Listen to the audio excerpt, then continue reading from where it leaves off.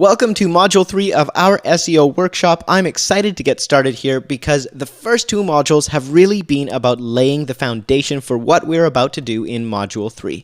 In Module 1, we talked about the optimizations we needed to make to our site to kind of get it ready to rank with Google. We took our existing content and we started optimizing that. We made some changes, we added keywords, we sped up the load time of our site and the hosting. We worked on a whole bunch of different things, and then in Module 2, we made sure that our Google business was created, that we were getting reviews, and we started getting that social traction, creating traffic. We went through all of those different techniques, and now we're entering Module 3, which is all about creating rank-worthy content.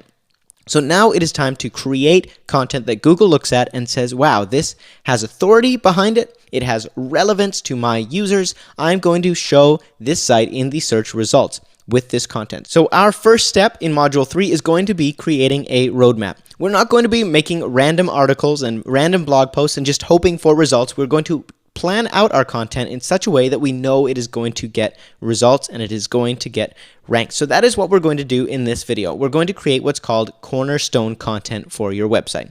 So the question you will then ask is, what is cornerstone content, Ryan? To which I would say, fine sir, madam, cornerstone content is the content that defines your site. So we're going to create 3 to 5 articles that define the main focus of our entire site. Essentially what we're doing is we're selecting our top 3 to 5 keywords that we want our site to rank for, and then we're building content that points to those main articles. So it's pretty simple. We're just going to create one page for each keyword that you want to rank for. So in our earlier video, you already went through and selected the keywords that you want your website to rank for. So we've done that. And after we have those main keywords selected, we're going to write a well-written long form article for each. We're essentially just going to make an individual page for each of those keywords. Then we're going to create a network of sub-posts, which is basically smaller little niche articles that have to do some way or shape or form with this topic. And then within each of those sub-posts, we're going to link to our main post. So before you get confused, don't worry, it's really quite simple. All you have to do is create a little map, and we're going to map out our content. So let's say that I wanted to rank for this term. I was a doctor's office, and I wanted to rank for healthy heart. So at the center here, I have my cornerstone content. That is this article here on the healthy heart. And so I would create a page on my website, much like this example here. So How Your Heart Works has a page called Your Heart. And you can see that this is their main page. And on this main page, they have links and a bunch of subcategory articles that are all talking about the heart. So Heart Foundation Helpline, Heart Attack, Know Your Risks. And each of these are kind of a sub kind of piece of related content. And on that related content, it links back to this main page, which is Your Heart.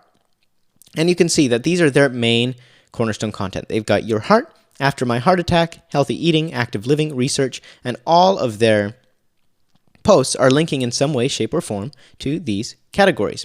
So cornerstone content is kind of the catch-all content. It's the large, big idea. And then we're going to create smaller ideas within those big ideas. So let's say that these are the keywords that I want to go for as a wedding photographer. So I'm going for my location, wedding photography, Kelowna wedding venue, Okanagan weddings, and then I want 2 different ones that represent kind of the work I do. So I've got British Columbia elopements and adventure wedding photographer. I think it'd be great to do wedding photography with couples who really have those off the beaten track kind of weddings. So I'm going to try and rank for that as well.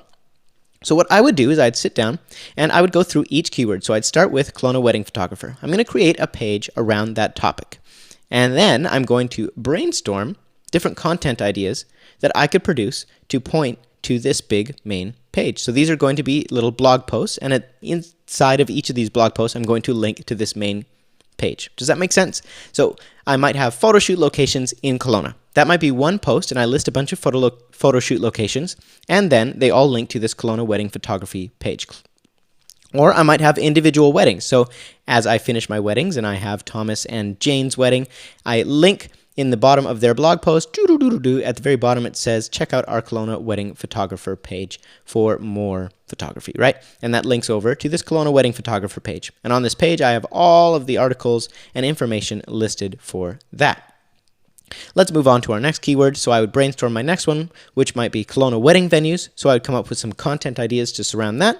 So I might have a list of all the outdoor venues in Kelowna, the ceremony locations in Kelowna, might create another post on the do-it-yourself kind of wedding venue ideas, Perhaps I do reception locations, elopement locations, list of venues. You get the point.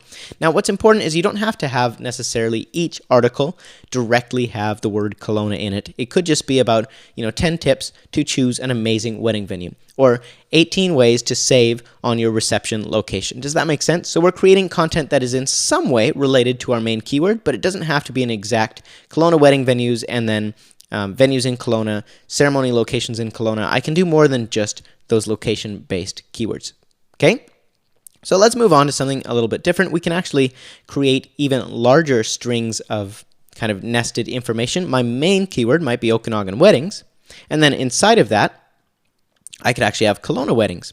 And inside of Kelowna weddings, I would have what I just brainstormed here. So Kelowna weddings would have these posts linking to it, and then the Kelowna weddings page would link to my Okanagan weddings page. So you can see that it's kind of creating a content web.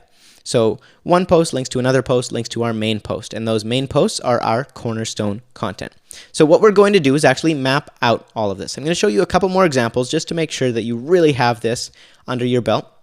Adventure wedding photography. Here are some ideas I could create around that topic. I could do how to elope. Maybe I could do planning a destination wedding or best elopements in the world. I could make a list of the craziest engagement stories. I could have a post called Should You Have a Destination Wedding?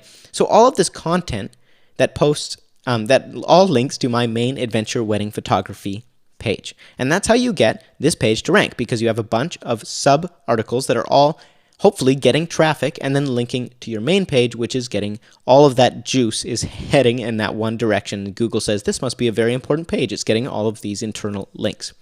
Okay, so that's how I would do that. Here's one more example in case you are not a photographer. For example, let's say that you ran a surf shop or you were a yoga instructor for surfers and you decided you wanted to rank for this term because you offer surf lessons on the beach in your local hometown in Cabo, right? So we would break this down into different topics. So we've got best surf spots in Cabo, surfing for adults, surfing longevity, surfing injury preventing, and then we've got the yoga section of things, yoga recovery tips, how to get better at surfing, beach yoga routine, best yoga for core strength. So we're just looking for topics that tie in to the broader topic and support this thing right here. Does that make sense? We're just looking for all these little pieces of this big master puzzle, every single topic we can think of, and they're all going to link and funnel into this one big, broad topic, this piece of cornerstone content. And now, the cornerstone content we're going to build out as well to make a very large resource, something very handy, something very shareable, something with a lot of meat to it, a lot of words, a lot of content, a lot of images